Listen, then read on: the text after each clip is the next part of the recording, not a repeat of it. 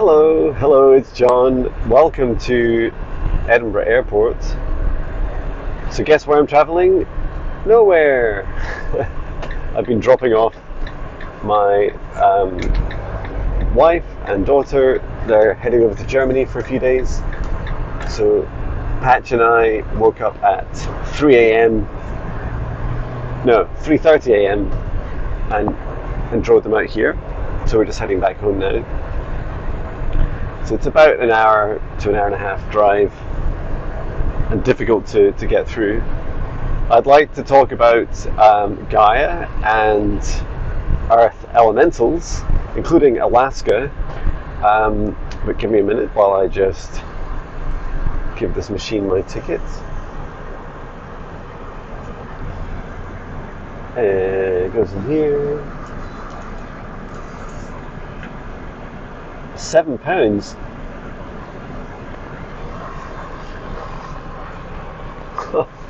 That's terrible news. I was only in for 10 minutes. No, 5 minutes.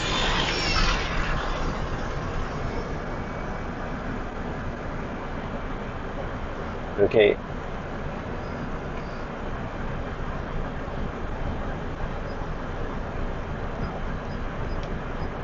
Well, now I know. It used to be free for the first 15 minutes. Okay. Remove card. Take your stuff. Thank you. Well, that was a surprise. Oh, and it was 7. I know it's early in the morning. It's 5:37. That's another 7. All I get is 7s right now. It's amazing. Yeah, so I just like to create a safe space because although I'm driving and I'm not going to be doing channeling, I would like to just make sure that I have a safe space and a strong connection to Gaia. And I have already meditated today. You'll have seen my highest Jon video in the dark. And so to do this, just placing my hand on my heart and connecting my heart up to the highest dimension of Source.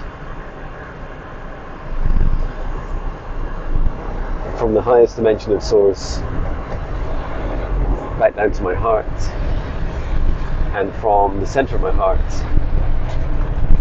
down through to the core of Mother Earth. And back up the center of my heart.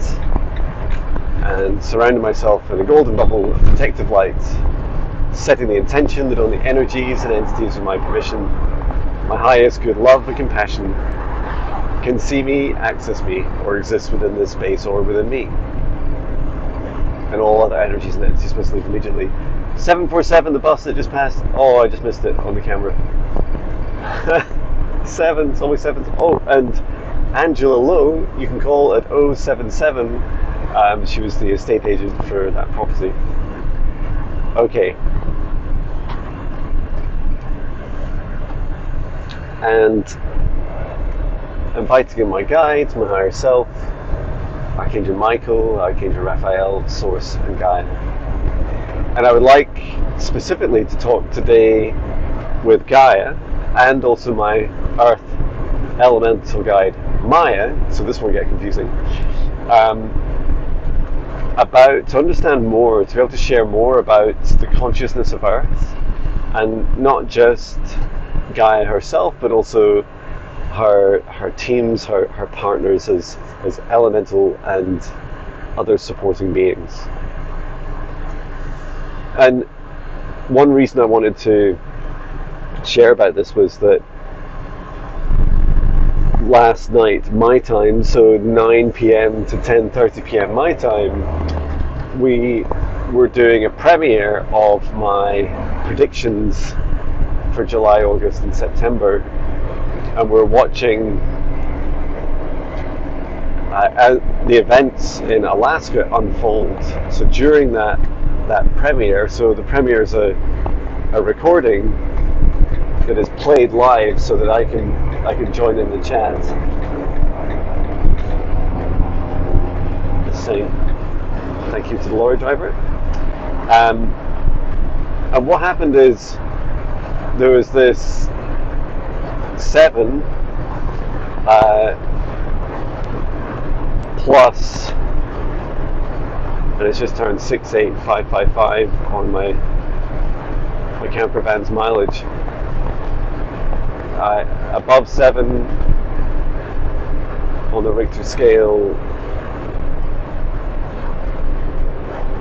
earthquake off the, was it southwest coast, or it's just off the south of Alaska.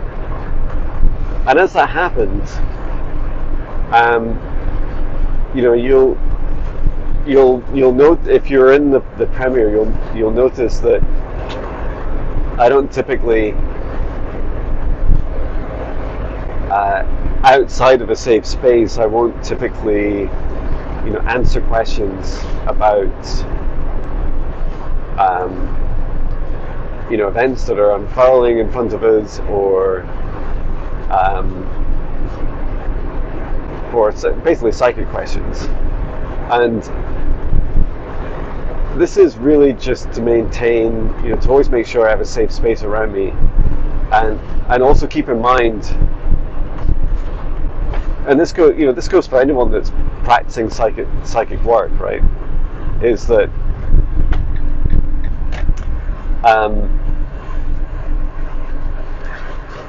wow, it is super sunny. Let me show you this. Look at the sunshine. For anyone that's practicing, we're just on the west side of the city of Edinburgh. Oops, I'm green. Too distracted by the sun. So when we don't practice safe spaces, we leave ourselves vulnerable, more at risk of other entities choosing to interact with us, and give us information. And it might not come as a surprise to you, but there are, beings with negative intentions who are very good at talking with humans. And there's a psychic, scientific reason for this, and that is that often lower vibration entities are a closer frequency match. They're closer in the frequency range to humans. So if you imagine, me not feeling great or in a bad mood, and I'm feeling a bit below John's average vibration at this time, it's not that hard for an entity to match that, because if you're from the same dimension, the third or below, you just need to be able to reach up and get close to me, and then use some convincing dialogue, like they might say, oh, I'm a spirit guide, or I'm an angel, and they might even glow bright white in bright white false light. And so yeah, this is a whole other training course and video about. I don't want to rabbit hole too much on it, but I just want to explain why I have these standards and ethics around my work.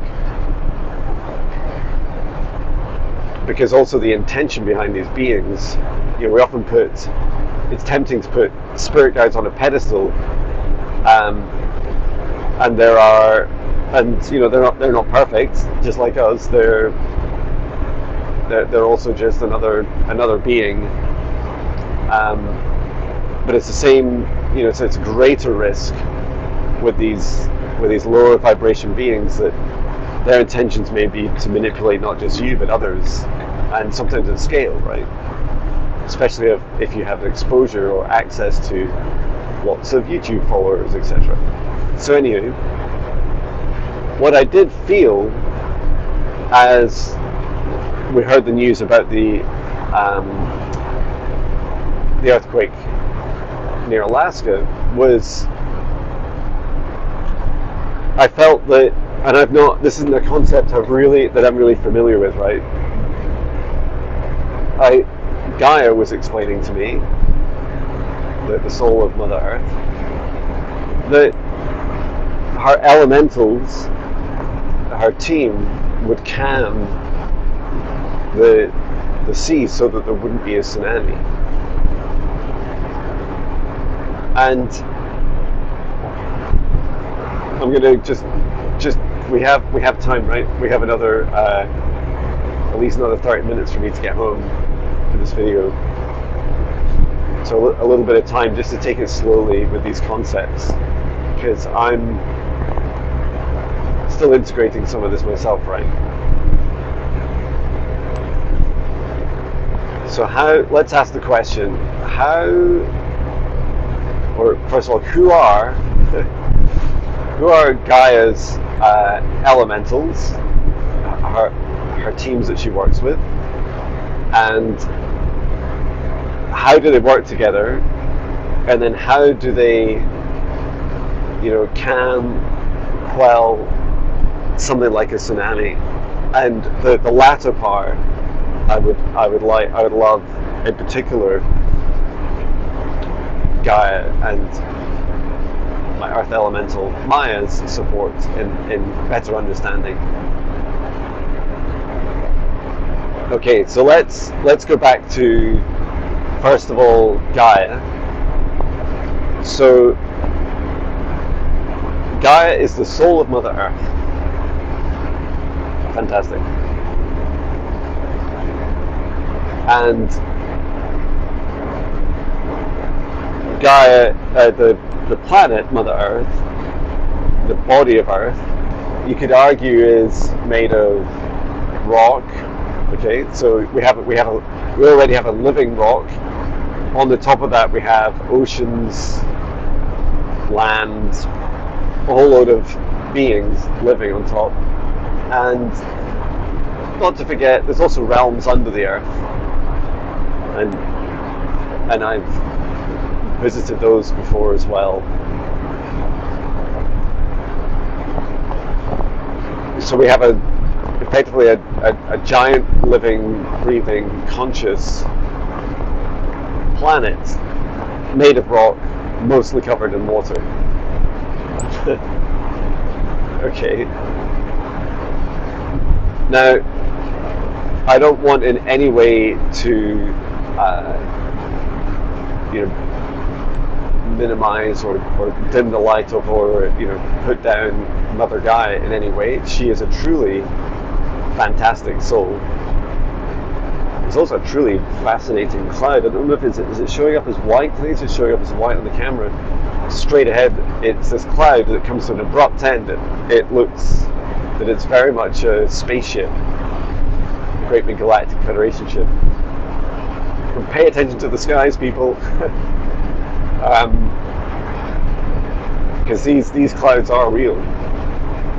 We can do another video on clouds one day, and I'll definitely film more.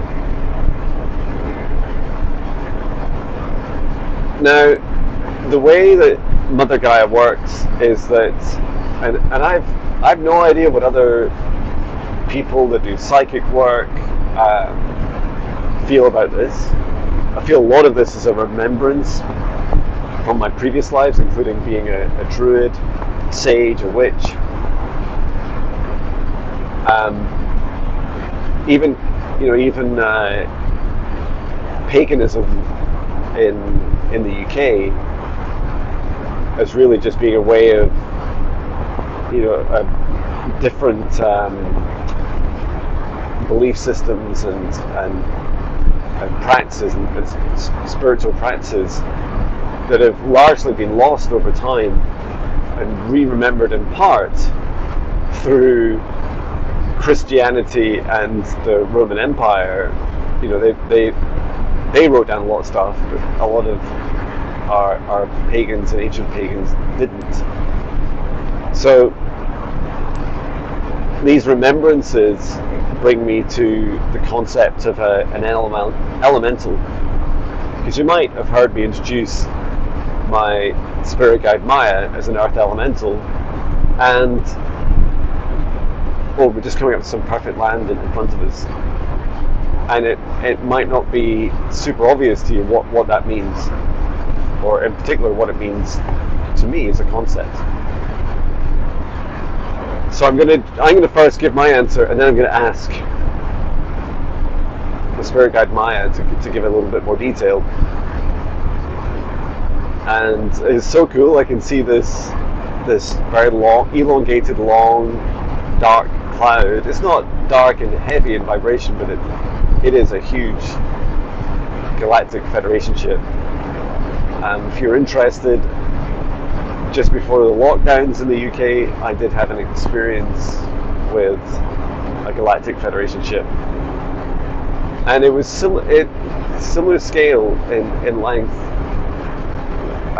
Like it was there. It was really there in the sky. I saw all the lights, and it was waving at everyone on it. It was an incredible experience. Okay, so let's ask the question about what is an elemental. So when I perceive an elemental being, and they come in all different shapes and sizes, but when I describe an earth elemental working with Mother Gaia, an earth elemental I see as an energy cloud that is quite large in scale. So imagine a cloud that's from the sky. Imagine that cloud falling into Earth and existing just below the Earth, and also has some of itself above the Earth, and can vary dramatically in size. Can be as small as a couple of fields that we're just passing on the left, or as large as an entire city.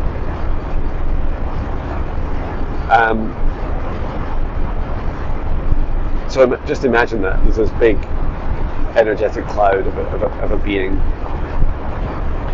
and this being's responsibility is to look after the local area, and it's everything that is alive, and it is helpful to imagine that everything is living.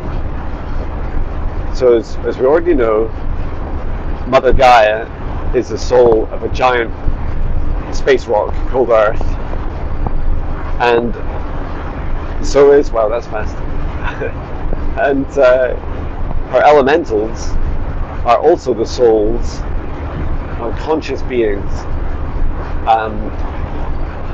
but they hold form energetically, and they have the ability to move and reshape themselves and focus their energy in different areas, but they primarily exist in the earth. So an earth elemental, for example, will be predominantly in the earth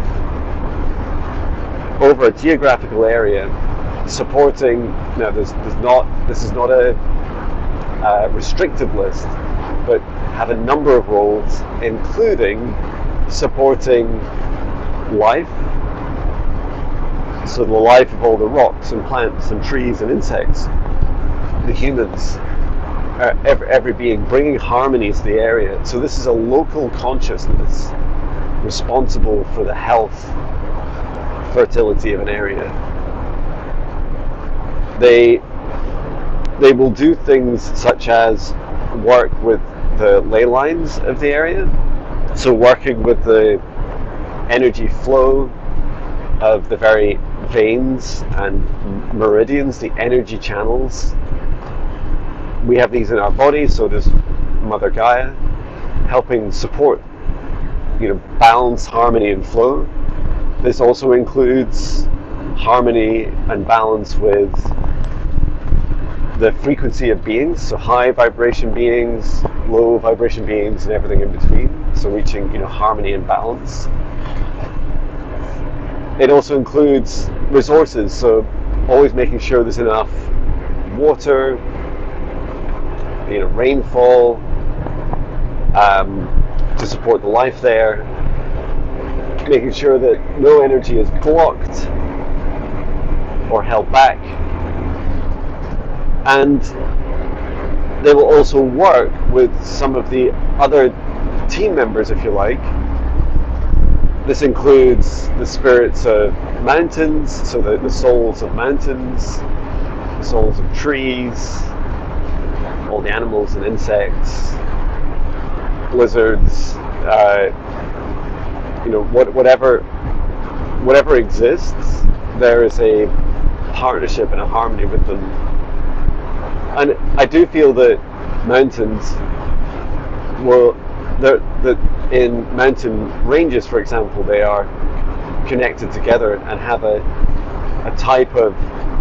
can form a type of collective consciousness or hive mind, a unity consciousness between them.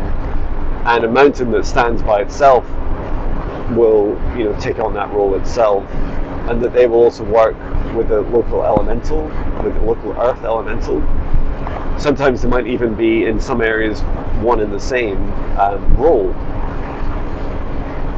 And when you incarnate as an earth elemental, your soul understands the job. You get a bit of a job description when you're born into the area.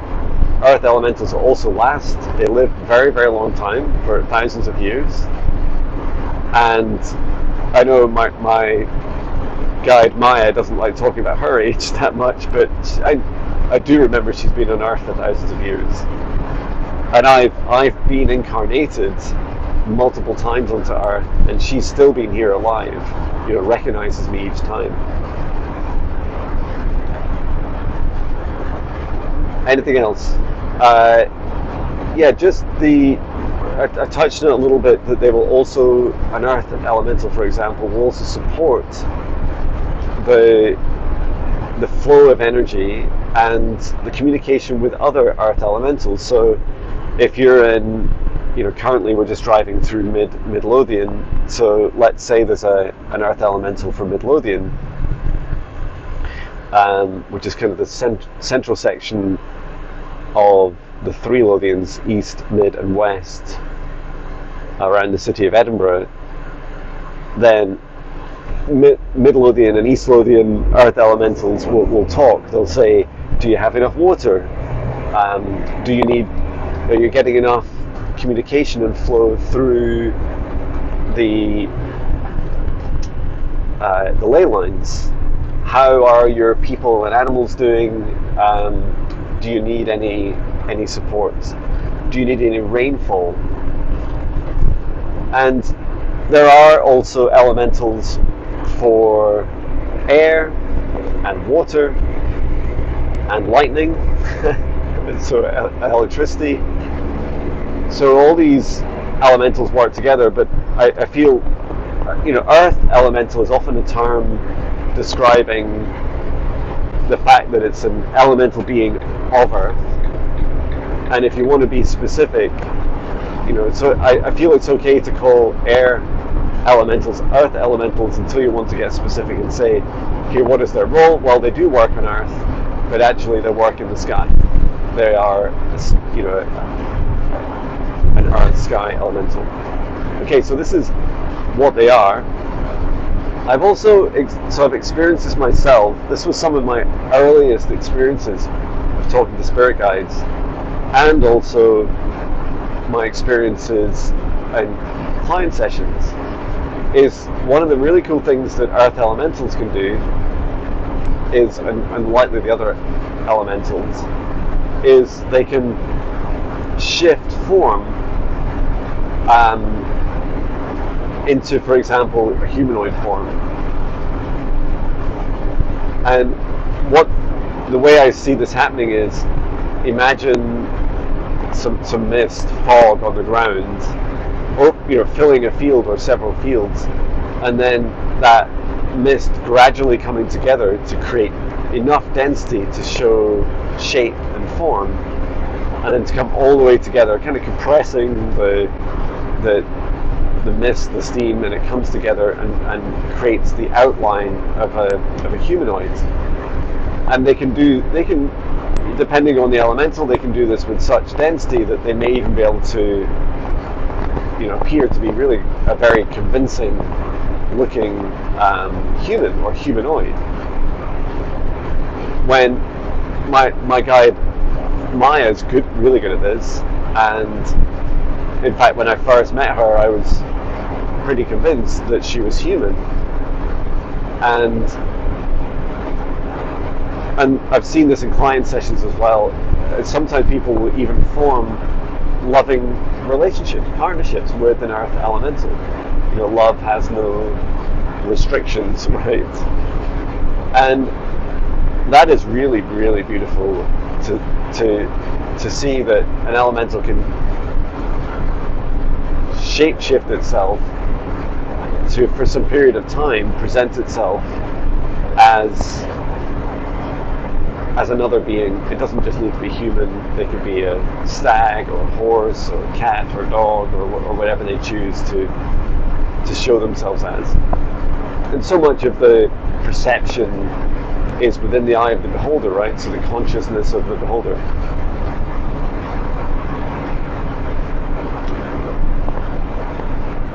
And the reason they do that is to talk, particularly with humans, right? We're not great yet. We're learning how to get rid of some bad habits about our abuse of the planet Earth, Mother Gaia, and then learning how to get better at working with the planet and Mother Gaia. And there's some really simple things you can do. So, for example, just before yesterday's video, before I walked into the Swat Woods, and we went for a bit of a walk and talked about some of the experiences there, and I sang to my Scottish witch ancestors in past lives. Whereas I ask, when I arrive at these places, I ask the local elemental, so I don't need to know their name or what they are. I just say out loud, I say, earth elementals, gatekeepers of this land and life, do I have permission to enter this space? And I'd like to come here, and then I state the intention. I come here to talk, or to open my heart, or to relax, or to connect with nature, talk to the trees, whatever it is that I'm going to do. I would say that.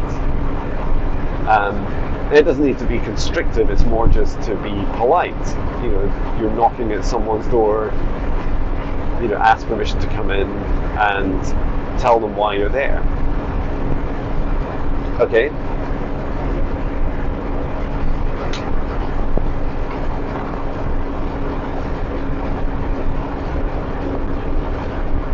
So what I saw for Alaska, and what a beautiful country, what I saw was that as soon as the report of the earthquake came out, I saw this conscious response. And yesterday's prediction video, where I was answering your questions,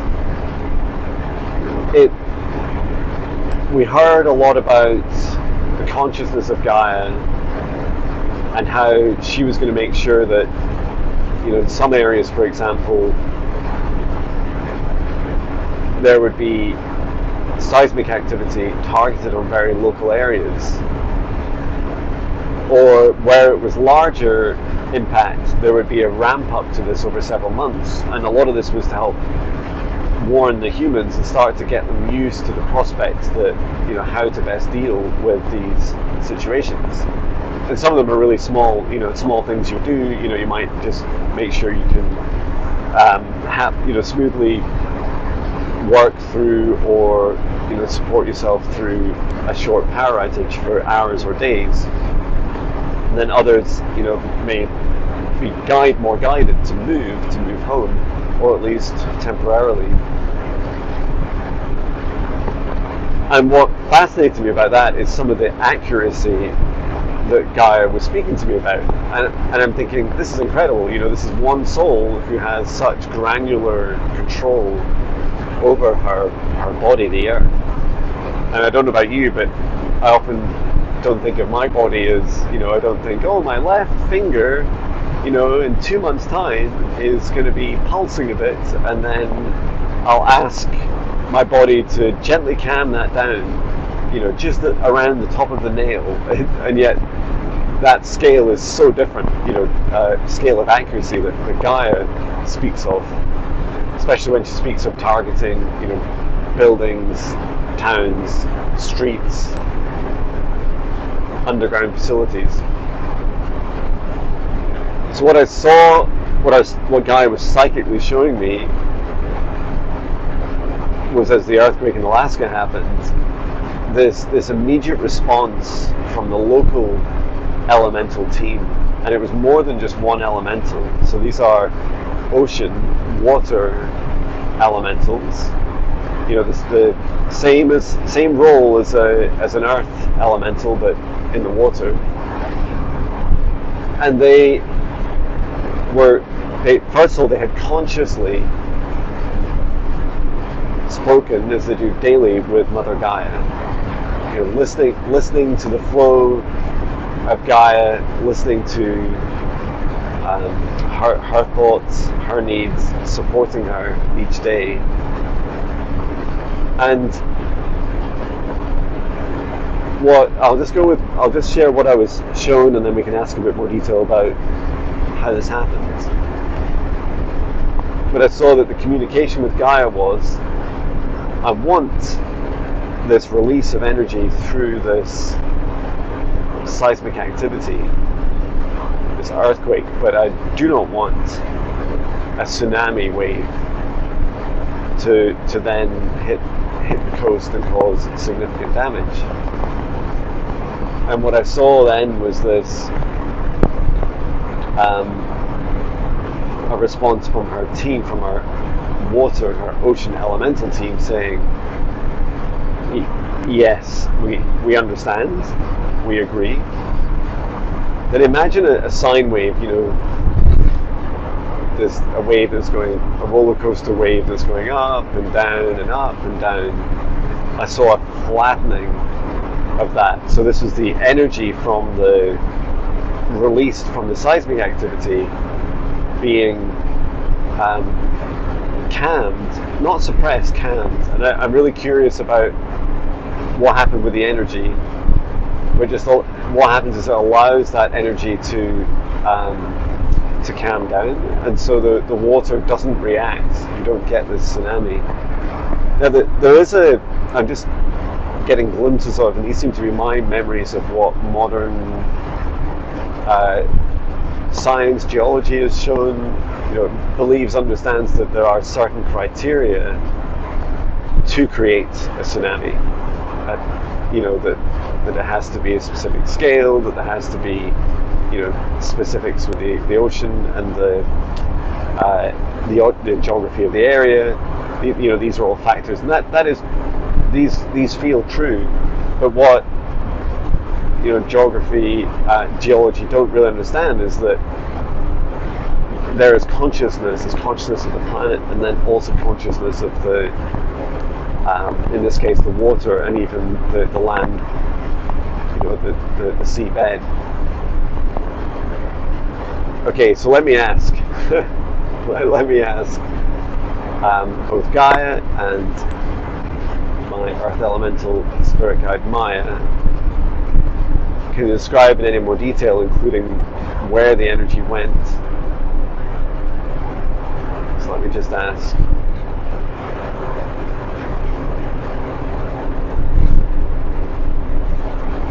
So the simple answer is the energy was released through the water as heat up into the atmosphere. Now that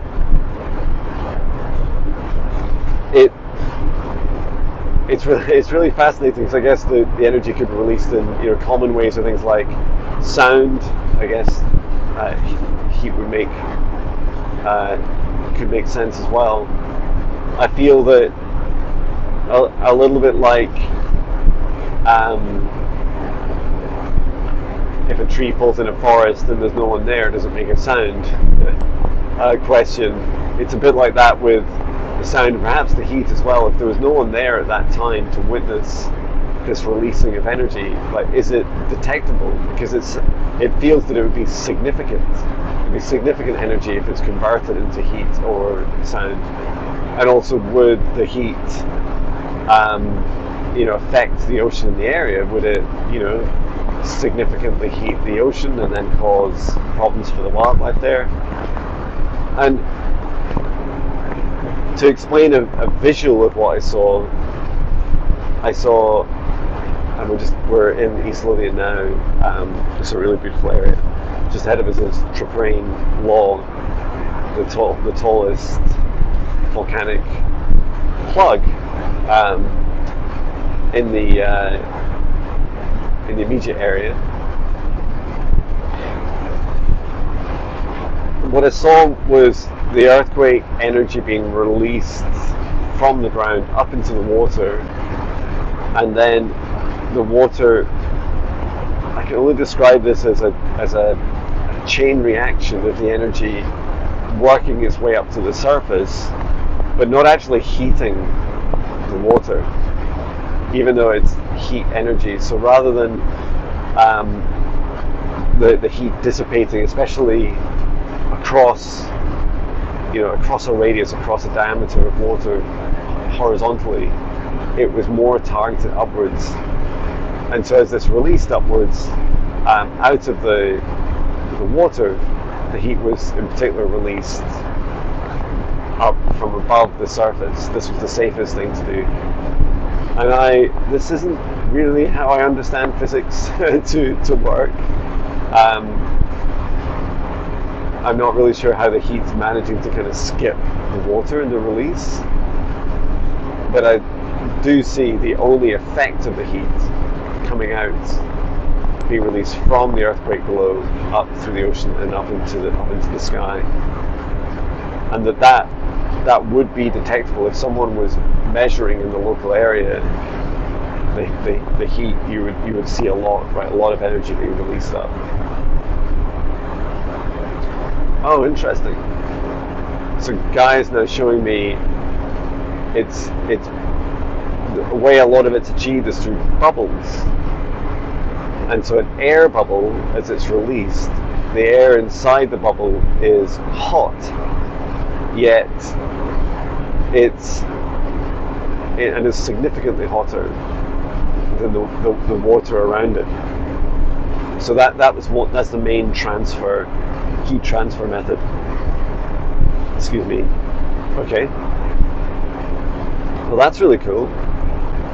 And because the initial answer that Gaia was hinting at was, don't worry, John, it's just because the water elemental there is conscious and is consciously helping and releasing the energy up into the air. And I just didn't quite feel that was satisfactory enough for me. But yeah, I think the air bubbles does make more sense where the air all comes from when it's down on the surface. I guess it must have been there to begin with. But that's really beautiful. That's close enough. That's close enough. Thank you. And I just want to recap. So, Gaia, first of all, this earthquake, why did you choose Alaska, and why now? And Gaia says, this was not planned to specifically happen at that time, but given the location and is it called the Ring of Fire that it's on, that in that area, it's she's saying it's a bit like, when you're trying to hold in a fart or a burp. She's saying that's what it's like. You don't plan to do it, but you're aware it's there, and you realize at some point you're gonna have to let it out, and so that's why it happened. But there is no negative intention towards humanity or Earth or the people in the area. So that's why she wanted the energy to be released, but in a safe way. And it's quite funny because she's showing me, she says, I can't believe I'm saying this in a YouTube video, she says, you know that thing you do, and apologies if talking about farts offends you, She says, you know that thing you do, John, when you're about to fart and you know you can't control it coming out, if you sit on something soft like a cushion, then it'll absorb the energy of this, at the very least the sound, and often the impact of the fart into the area. And she said that's really kind of what happens when she asks for a cushion from our elementals whenever these earthquakes have to be released, and that she doesn't want it to be loud and smelly and affecting lots of people. Wow. Well, that's today's lesson on earth elementals. What I really love, and a huge message about yesterday's Q&A session on predictions for July, August, September is, isn't it beautiful to hear that there is consciousness of Mother Gaia in particular, but also now her gaining a better understanding of, or more of a glimpse into an earth elemental being, and how they support Mother Gaia around the earth as her local support teams, that between them there's intention behind the releasing of energy such as earthquakes, volcanoes, tremors, storms, and so much more. These are all in part supported by the consciousness of the elementals now, and Gaia. So there are beings that are consciously doing this, and yes, there is a bit like a fart. There is challenges where just sometimes this has to be released, and Gaia's got a lot to release. We've heard over the last 3 videos the themes of releasing anger and rage, and a lot of this is the abuse because of the trauma we inflict upon each other as a human race, and across all living things, and on the planet, towards Gaia herself. And Gaia is doing her very best to work through this and release this energy. So, and release it in ways that serves the highest good of all. So please know that a couple of days ago that my meditation message, my highest Jon video, which is really a repeat of what I hear from my guides in my meditation message each morning. It was all about purpose. There's purpose and a lesson behind every experience. And so know that when something is happening, this planet is not dead, right? This planet is absolutely alive.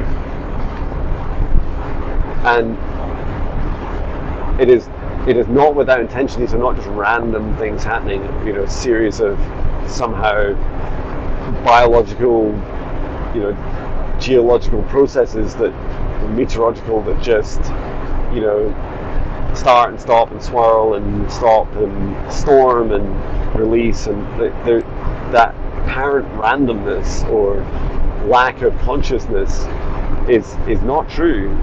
These are absolutely conscious beings supporting and facilitating this. So when they behave negatively towards humanity, we must ask ourselves why. Because these are the very beings, the souls of in particular Mother Gaia, that are tolerating our persistent abuse of her, our pollution, our destruction of the nature around us. Even though we are nature, we're busy destroying so much of our environments. There's mining. There's a long the cruel and horrible things we do to each other. All these things are Gaia and her elementals are all consciously aware of all the time. So when we see storms and natural events happening, we can ask ourselves why. And it's not to blame us, right? But we do need, all of us, myself included, maybe myself in particular, start to take accountability and responsibility for our role on the planet. We are intelligent, sentient, and clearly very creative and destructive human race. So we can do a huge amount to influence this world. And it starts with simple things as, looking after our neighbors, looking after our loved ones, looking after ourselves, seeing and accepting our shadows. And when we see and accept our own shadows, our own darkness, our own fear, we begin to help lead by example and help others start to see theirs. And this starts to bring more empathy, compassion, sympathy to all the horrible things we're all doing to each other all the time. And this is really the progress that Gaia and her team of elementals, they see this in us, right? They see this potential that we can save ourselves. And so on that journey to saving ourselves, and sometimes I feel a bit like as a human race we're behaving like a destructive, naughty teenager, that there's a hugely tolerant Mother Earth who's saying, I see you, I see the destruction you're making, I'm tolerating it, but I believe in you, I believe in a higher good, I believe you're going to get through this. But you know what, on the way there's going to be some tough love, there's rules, there are boundaries of how you can and can't treat Mother Earth. There are boundaries and universal laws, such as the universal law of free will, that you must obey this, and that if you don't, she will respond as a mother. And she's one of many consciousness that are interested and very vested in our continued evolution, our ascension. So yeah, just encouraging us all to, whenever these events happen, to feel into the reason why, because it can feel so helpless, right? When these big, horrible events, some of them huge scales, affect so many people. And we hear lots of reasons why, to shake the ground up, to shake the systems up, to shake our cultures up, to make us wake up, to expose the truth behind slavery and human trafficking and dark, low vibration projects that are, and programs that are happening across the world, above and below our surface. And this is an accelerated window that we're now in, because now we're going through the purge. This is purge time. And this is not something you need to fear. This is something we all need to face within us.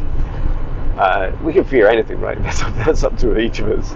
But know that just as we go into our homes, into our closets, our garages, our garage, our basements, and we clear out the clutter, we go in there and we create a storm, and we get rid of all the stuff that we don't need anymore, and we shine a light. We turn on the light in the basement and say, okay, what's in here? What's lurking down here?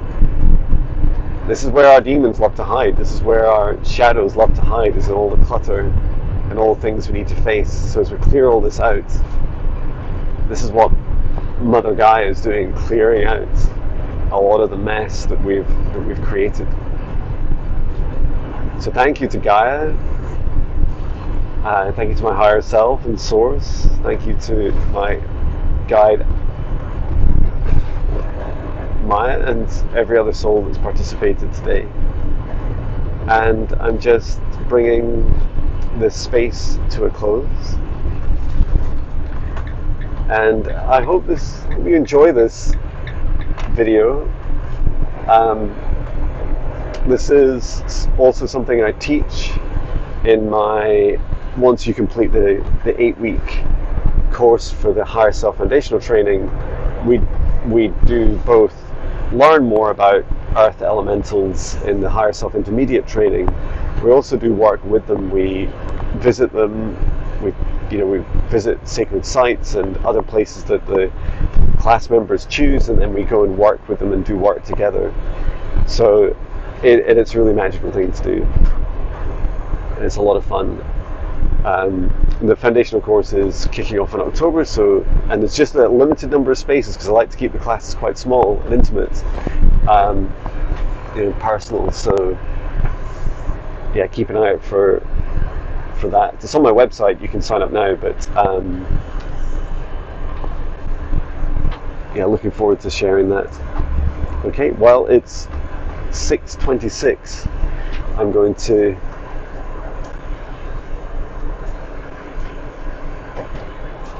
go and have a nap. All right, take care, everyone. Sending so much love.